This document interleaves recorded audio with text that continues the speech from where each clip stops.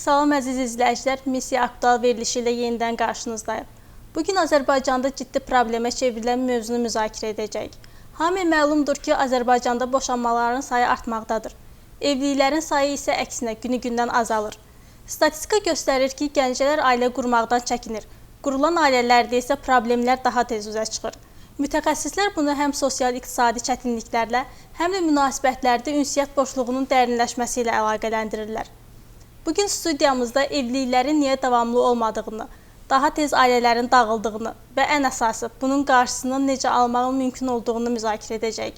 Studiyamızın qonağı isə klinik psixoloq Rövşən Nəcəfovdur. Xoş gördük Rövşən bəy. Xoş gününüz olsun, yorulmayasınız. Rövşən bəy, elə ilk sualı bu ilə başlamaq istəyərdik. Son illər evliliklərin azalması və boşanmaların artması nədən xəbər verir? Evliliklərin azalma səbəbi artıq ailə institutuna baxış dəyişibdir. Yəni bu günlərin evlilik anlayışı insanlar üçün artıq fərqli bir mənzərə yaradıbdır. Ümumiyyətlə rasional danışsaq, evlilik münasibətin hüquqi formasıdır. Yəni biz evliliyə əlavə məna yükləyəndə, o evlilikdə başqa nəsnələr axtaranda o evlilik problemə çevrilir. Ümumiyyətlə məna yüklədiyimiz hər şey fəlakətləşir. Yəni bu günlərim Azərbaycanda evliliyin azalması, boşanmanın çoxalması o deməkdir ki, insanlar artıq bu standartdan çıxmaq istəyirlər. Yəni ailə institutu dediyimiz bir anlayış artıq xüsusən də gənclərin düşüncəsində bir çərçivə yaratmır. Bu günlərim heç kimlə məcbur yaşamaq istəmir. Yəni insanlar istəyir ki, rahat yaşasınlar və ya öhdəliyin bir tərəfli olmaması və ya bu günlərim öhdəliyin insanların məsuliyyətini başqa məğziyə gətirməsi də evlilikdə çox böyük problemlər yaradır. Yəni bu günlər məsələn ailədə dialoq itibdir. Ünsiyyət yoxdur. Yəni cütlüklər bir-birlərini dinləmək istəmirlər. Hər kəs qalib olmaq istəyir. Hər kəs özünü sübut eləmək istəyir. Hər kəs evlilikdə də bir fərd olaraq yaşamaq istəyir. Belə olmur. Yəni evlilik cütlüyün qarşılıqlı qurduğu bir modeldir. Elə bu mövzuya toxunaq Rövşən bəy. Sizcə sosial şəbəkələrin bugün boşanmaların artmağında müəyyən təsiri varmı? Çünki biz görürük ki, qadınların tələbi daha çoxalır. Sosial şəbəkələrdə müxtəlif blogerlərin paylaşımları, onlara alınan bahalı hədiyyələr və həyat tərzlərinin dəyişməyi bu qadınların tələbini daha da çoxaldır. Sizcə bunun təsiri varmı? Sosial platformalar təbii ki, bizim həyatımızın əsas hissəsinə çevrilibdir. Amma sosial platformanı burada bir günah obyekti kimi götürmək acizlik olardı. Mən düşünürəm ki, sosial platformadan biz necə istifadə edirik, onun üzərində fikir mübadiləsi eləyə bilərik. Çünki sosial şəbəkələrdə əgər biz qeyri-sağlam istifadə ediriksə, sosial şəbəkələrdə özümüzün ifadə formamız dəyişirsə və sosial şəbəkələr bizim ailəmizdə müqayisə yaradırsa, burada problem çıxacaq. Çünki burada artıq sosial şəbəkələr tətikləyici faktor daşıyır. Yəni bu günlərim sosial şəbəkədə hər kəsin mən xoşbəxtəm yarışında iştirak etməsi başqalarının da bədbəxt görünməsinə səbəb olur. Sosial şəbəkələrdə yalançı xoşbəxtlik təbliğ olunur. Yəni hər kəs reallıqla ideallıq toqquşur orada. Məsələn, insanlar sosial platformalarda özlərini necə görmək istəyirlər və ya onların necə formalaşmasını cəmiyyət təlqin edirsə, bu da həmin axınla gedir. Əgər bugün sosial platformalarda insanlar öz həyatlarını başqalarının həyatı ilə müqayisə edib, mən niyə belə yaşaya bilmirəm, mənə də bunları ver deməklə biz ailəni sağlam tuta bilmərik. Burada əsas məsələ gözləntilərdir. Məsələn, cütlüklər bir-birlərinin gözləntilərindən xəbərləri yoxdur. Və o gözləntilər reallığın çərçivəsi ilə uyğunsuzluq tapanda orada münaqişə baş verir. Hansı ki, o münaqişəni də həll edəcək düşüncə yoxdur. Yəni, normal ünsiyyətin olması, empatiyanın qurulması, məsuliyyətin tək tərəfli olmaması, bu çox önəmlidir. Yəni bu günlərin məsuliyyəti biz anlamalıyıq ki, bu təkdərəfli deyil. Yəni məsuliyyət hər iki tərəfin qəbul etməli olduğu şərtdir. Ailədə məsuliyyət olmalıdır. Yəni bu gün əgər ailədə deyək ki, maddi məsuliyyəti biz kişinin üzərinə yükləyiriksə, mənəvi məsuliyyəti qadının üzərinə yükləyirsə, orada davamlı mübahisələr olacaqdır. Və sosial platformalarda təbliğ olunan həyat tərzi reallıqla uyğunlaşmır. Yəni bu bir film kimidir. Məsələn, sən filmə baxıb o həyatı yaşaya bilmərsən. Hər hansısa bir ssenaristin fantaziyasına uyğun sən həyat qura bilmərsən özünə. Yəni reallıq başqadır. Reallıqda maddi və mənəvi çətinliklər var. Ailə bunun üzərində öz sağlam mövqeyini ifadə etməlidir ki, orada sabahlarım uşaq dünyaya gələndə sağlam böyüyə bilsin. Əgər iki yetkin şəxs normal ünsiyyət qura bilmirsə, təbii ki, orada bütün faktorlar yaxşı bəhanəyə çevriləcək. Yəni sosial platformada bu gün insanların deyək ki, başqalarına diqqət göstərməsi, özünün partnyoru ilə maraqlanmaması konfliktə səbəb olur. Amma biz bir şey anlamalıyıq ki, biz nə qədər çox özümüzü tanısaq, bir o qədər də partnyorumuzu tanıyacağıq. Sizcə bu mübahisələr zamanı ən böyük səhvlər nələrdir? Ən böyük səhvlər mən faktorudur. Ailə biz deməkdir, mən və sən demək deyil. Və ailədə hər hansısa bir mübahisə yaranırsa, orada mən qalibəm nəticəsinə köklənmək olmaz. Yəni, mən haqlıyam, sən haqsızsan deyə bir ailədə mübahisə olmaz. Hər kəs öz mövqeyini müdafiə edirsə və mövqeyini dəyişmirsə, kompromisə getmirsə, təbii ki, o ailədə böyük münaqişələr olacaqdır. Bunun üçün də ailə mütləq sağlam düşüncənin üstündə formalaşmalıdır və cütlüklər evlilik öncəsi psixoloji uyğunluqlarını dəyərləndirməlidirlər. Yəni, artıq ailəmiz dağılır, gedək psixi sağlamlıq mütəxəssisinin yanına deyiriksə, artıq gecikib bu ailə. İlkin mərhələlərdə müraciət etməlidirlər. Əgər evlilik öncəsi psixoloji uyğunluğun dəyərləndirilməsi aparılsa, cütlüklər biləcək ki, onları ailədə ümumiyyətlə nə gözləyir və yaxud da bir-birlərinin gözləntilərini nə qədər qəbul edəcəklər. Bu demək deyil ki, evlilik öncəsi bir psixoloqa müraciət edəndən sonra sizdə psixoloji uyğunsuzluq var, siz ailə qura bilmərsiniz. Belə bir şey yoxdur. Təbii ki, orada cütlük seansları başlayır və emosional yükdən rasional düşüncəyə keçilir. Əgər bu günlərim cütlüklər düşünürsə ki, sevgi bütün problemləri həll edəcək, bu kökündən yanlışdır. Sevgi müalicə üsulu deyil. Sevgi problem həll edən anlayış deyil. Sevgi sənin emosiyalarının ifadəsindən başqa bir şey deyil. Biz əgər bu günlərim hər hansı bir problemimizin sevgi ilə həll olunmasını gözləyiriksə, o problem böyüyəcək. Evlilik problemi böyüdür. Evlilik problemi həll eləmir. Şəxsin əgər hansısa bir travmaları varsa, şəxsin ümumiyyətlə həyata baxış bucağı öz partnyorundan fərqlidirsə, orada toqquşmalar olacaqdır. Çünki biz evliliyə girəndə uşaqlığımız və travmalarımızla giririk. Mənim ailəmdə belə olub, bizdə də belə olmalıdır anlayışı bir klişedir. Yəni biz bu klişe ilə də mübarizə aparmalıyıq. Biz anlamalıyıq ki, bizim ailənin qərarlarını tək tərəfli vermək olmaz. Yəni bu ailə sənin böyüdüyün ailə deyil. Burada artıq fərqli bir ailədir. Burada fərqli düşüncələr var və hər kəsin düşüncəsinə hörmət edilməlidir. Mənim mövqeyimdə olmalısan deyib biz ailəni uzun ömürlü edə bilmərik.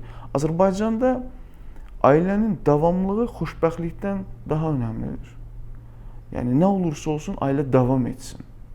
Nə olursa olsun uşaqlara görə biz ailəni davam elətdirməliyik. Əgər bir uşaq ailədə davamlı mübahisə və münaqişə görürsə, o uşaq orada qeyri-sağlam böyüyəcək. Deyirlər ki, boşanandan sonra uşaq travma alır. Elə deyil. Boşanandan sonra nifrətlə münasibətlər tənzimlənirsə uşaq travma alır. Yəni bu günlərim insan beyni daha çox var və yox üzərində formalaşır. Yəni bir övlada müəyyən bir yaşa çatandan sonra onun üçün vacib deyil hüquqi müstəvidə atası ilə anasının münasibətləri necədir. Onun üçün önəmli odur ki, ona münasibətləri necədir. Bunu tənzimləmək lazımdır. Ona görə biz istər ailə həyatı quranda, istər boşananda ora o qədər məna yükləyirik ki, o bir fəlakətə çevrilir. Yəni insanlar sivil qaydada boşana bilmirlər. Necə ki, o xoşbəxtlik kimi gördüyümüz ənənələr də sivil deyil. Onların hamısı sonradan problemə çevrilir. Çünki hər kəs bir-birindən çox böyük bir gözlənti gözləyir. Yəni, mənim verə bilməyəcəyim şeyi məndən istəyə bilmərsən. Belə bir şey yoxdur.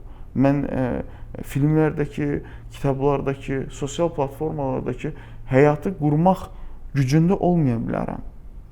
Amma məndən bu gücü tələb edəndə nə baş verəcək? Depressiya, stres, təşviş və idarə etməni itirəcəyik. Özümüzü ifadə formamız itəcək. Və belə olan halda da biz heç vaxt sağlam ünsiyyət qura bilmərik. Və sosial platformalardan istifadə ediriksə, biz bir-birimizə də zaman ayırmalıyıq. Çünki davamlı olaraq sosial platformalardan istifadə edən şəxsin reallığı itir. Onun real ünsiyyəti yoxa çıxır. Ailədə əgər bu günlərim cütlüklər əmək fəaliyyətindən sonra evə qayıdırsa və hər kəs mobil cihazını əlinə alıb sosial platformalarda vaxt keçirirsə, o ailədə deməli körpü dağılıbdır. Bunu etiraf eləmək lazımdır.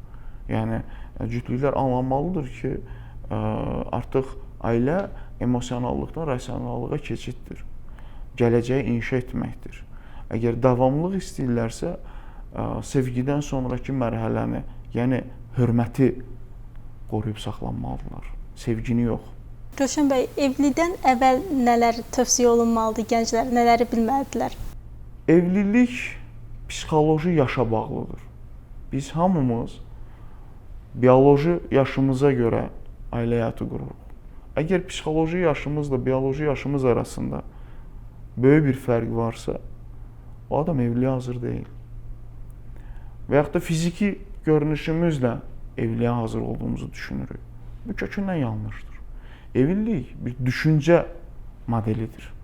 Yəni insanın sonradan formalaşdırdığı və dəyər qatdığı bir anlayışdır evlilik. Əgər evlilik öncəsi şəxslər kiminsə təkidi ilə, təzyiqi ilə ailə həyatı qurubsa, o ailə uğurlu olmayacaq. Davamlı ola bilər, o ailədə xoşbəxtlik olmayacaq.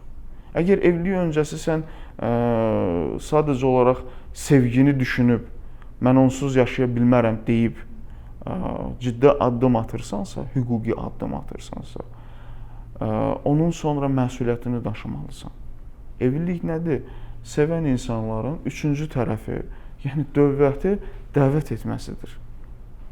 Kağız-küğuzu münasibətlərə qatmasıdır. Sadə dildə ifadə edirəm ki, insanlar anlamalıdır ki, evlilik onların bir həyat tərzinin dəyişməsidir. Yəni, bu günlərim gənclər düşünürsə ki, biz evlənək və sevgimiz bizim evliliyimizi böyük bir meydana gətirəcək, o alınmayacaq. Çünki biz düşüncə olaraq evliliyə hazır olmalıyıq. Ona görə də bu günlərim nə olursa olsun, psixoloji uyğunluq çox önəmlidir. Digər sosial və iqtisadi məsələlər, o psixoloji uyğunsuzluq varsa, o tətikləyici faktor kimi və bəhanə kimi görünəcək. Məsələn, bəzən deyirlər ki, maddi duruma görə evlilik dağıldı. Deyil. Əgər evlilikdə hər hansı bir maddi çətinlik varsa və bunu cütlüklər oturub normal şəkildə müzakirə edib, mən nə edə bilərəm yox, biz nə edə bilərik düşüncəsi ilə yanaşırlarsa, o problem həll olunacaq və o tətikləyici faktor olmayacaq. Bizim belə bir zəmanətimiz yoxdur ki, davamlı olaraq maddi və mənəvi yüksək halda olacaq. Belə bir zəmanət yoxdur. Rövşən bəy, ailələrin xoşbəxt davamlılığı üçün ən vacib 3 faktor hansıdır? Ailələrin xoşbəxt davamlılığı üçün 3 faktor desək, birinci məsuliyyətdir. Nə olursa olsun, bunun məsuliyyətini dərk eləməliyik.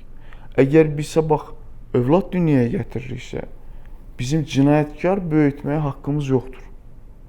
Sən cəmiyyətə faydalı insan gətirməlisən.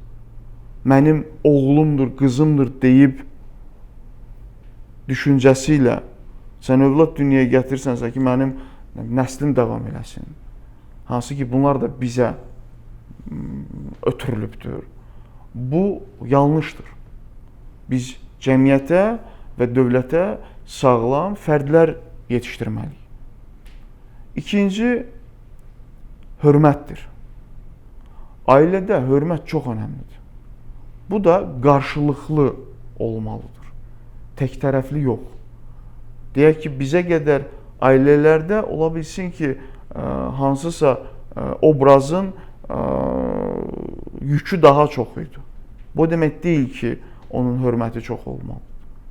Sadəcə olaraq rolları bölmək lazımdır.